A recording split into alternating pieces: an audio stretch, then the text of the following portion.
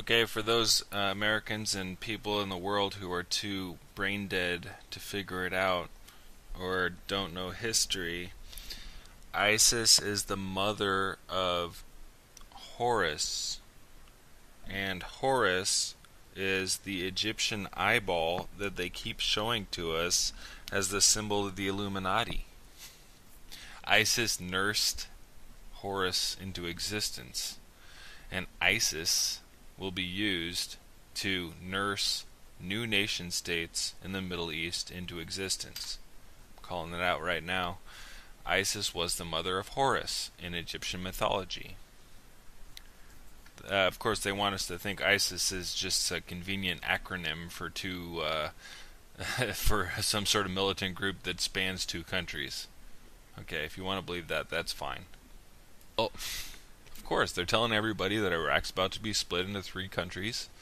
They didn't come out and say it, but that's exactly what they meant. And this whole ISIS thing, this ISIS, the militants of Islamic State of Iraq and Syria. ISIS. What's ISIS? ISIS? That's an Egyptian god, isn't it? I think it's a little too coincidental that this acronym happens. The Islamic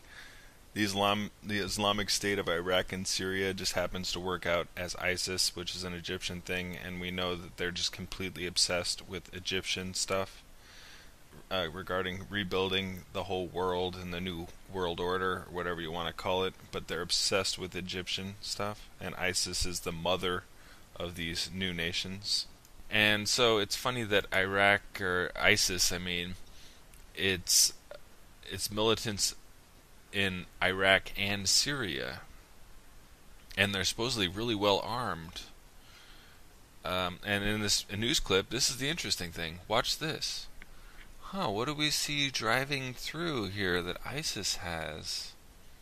Oh, yeah, American Humvees, state of the art, millions of dollars in American Humvees driving towards the camera here, just like what we saw in Libya right before it totally fell. So what we're seeing here is NBC Nightly News, which is just a media arm of the military, is telling the dumbed down American people that Iraq, via ISIS, the Egyptian god or Islamic State of Iraq and Syria, is about to be split into three regions, countries. Could be autonomous regions, or they could be actual nation states, probably nation states. And they're telling us it's going to happen pretty soon. That's what the media is doing, but they're not coming out and saying it. So because the U.S. Citizen sheeple can't be told that ISIS is actually just a completely created group, that it's completely funded by the U.S., they always have to be stealing all of the stuff that the U.S. gives them, such as the Humvees. And get this article, Washington Post, ISIS just stole $425 million, Iraqi governor says, and became the world's richest terrorist group. What are the odds? Wow, they just stole $500 million, just like that. Man, I wish I knew how to do that. The many stunning revelations, the wreckage of Mosul on Wednesday, blah, blah, blah, extremely rich, $425 million ISIS, they got all of our Humvees and all of our equipment. It's such a fucking joke. I mean, come on. $425 million they just stole, became the richest? No, they stole it, that's for sure. They stole it from us, the U.S. taxpayer. We got bent over, and our government sent $425 million or did some little back deal. And now ISIS, the Egyptian god, aka Syria, Iraq joke group, has $425 million, just like they have all of our Humvees. Man, these guys are good. These guys are really good. Okay, so here's going to be the news clip, but when you're watching this, understand that they're acting like ISIS is some sort of an enemy force, when in reality ISIS is bought and paid for and completely created by the United States and NATO. And also watch how they just act like they're subtly saying that, oh yeah, Iraq's not successful because it's in these three ethnic regions, when in reality what they're saying is, or what they're laying subliminally is, that they're about to split Iraq into three different countries, and they're going to use ISIS as an excuse to do so. And ISIS will inevitably spread into Syria as well, and will be an excuse used to finally take out Bashar al-Assad. Overseas now, government forces in Iraq today launched an assault against ISIS militants holding the city of Tikrit, while clashes south of Baghdad reportedly killed dozens on both sides. All this on the anniversary of another war. Good evening, Lester. The fighting is especially heavy in Tikrit, and for the first time, the government is reportedly making progress. Lester, a lot of people see what's happening right now in this region as fundamentally complicated, and it is. But to understand it, you need to understand something about World War I. Many of the nations in the Middle East are creations of World War I. Their borders drawn by Europeans during World War I, and they were drawn badly, and we're seeing the consequences of that in the conflicts right now. Terrorists taking over parts of the country. Baghdad in lockdown. The country in danger of splitting apart as a religious war spreads like a plague. In many ways, it all traces directly back to the shot heard round the world, the murders carved up by Britain and France, who drew new borders with little regard for old ethnic and religious divisions. What is now Iraq was created from three Ottoman provinces, one Shiite, one Sunni, one Kurdish, the same regions that are now breaking apart. What is now Syria is just a shadow of what it was under the Ottoman Empire.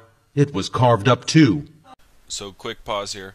It's important to note that they say these regions were drawn really poorly, and then they mention that they're now breaking apart. So you can bet your bottom dollar that they are about to split these into three different countries. Continuing on here. The Sunni militant group ISIS is now fighting to recombine those areas under its command. Instability that has its roots in another war a century ago. The Middle East is violently reverting to what it was before. The map Europeans drew for the Middle East 100 years ago is fading, and a much older system of ethnic and religious divisions is returning. So anyway, this is just kind of a video pointing out how ISIS is a complete creation of the West. It's just a little too coincidental. They suddenly have a lot of our Humvees. They just captured them, quote unquote, and they happen to be from Iraq and Syria, two different countries that we have a vested interest in militarily attacking, and that they're suddenly driving our Humvees around. Whenever you see that happening, you know that they didn't capture them, quote unquote. They didn't capture them. We don't just have our Humvees sitting around. It's like, oh, they got captured. No, we gave them to them. And it's a lot easier just to say that they captured them, and they keep capturing all these weapons, and they keep capturing all the flags and the special uniforms and et cetera, et cetera, et cetera, then we gave it to them. Because this is where all our tax money is going. It's going to paying all these militias and all these fake little groups and calling them freedom fighters or terrorists or whatever, and it's about controlling both sides of the conflict and getting what you ultimately want, which is the division of Iraq into three countries and the overthrow of Bashar al-Assad in Syria. And that's exactly what's going to happen. I'm calling it out. Iraq will be in three different countries within a year or year and a half at most.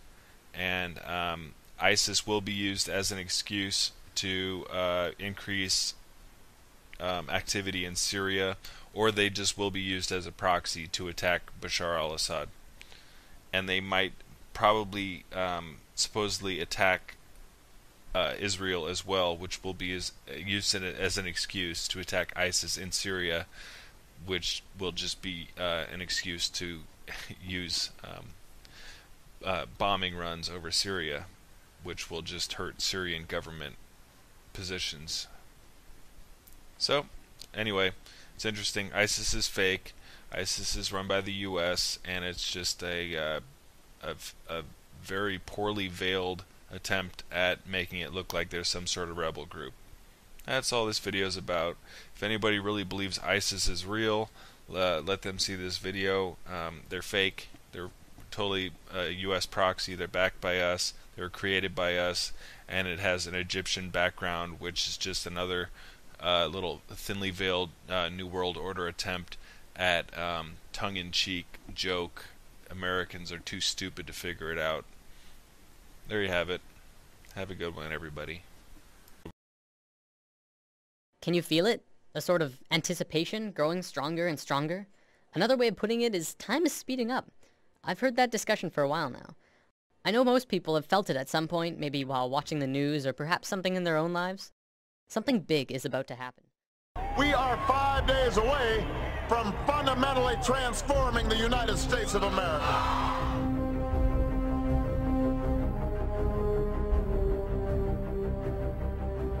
The way Bush has done it over the last 8 years, added $4 trillion by his lonesome, that's irresponsible. It's unpatriotic.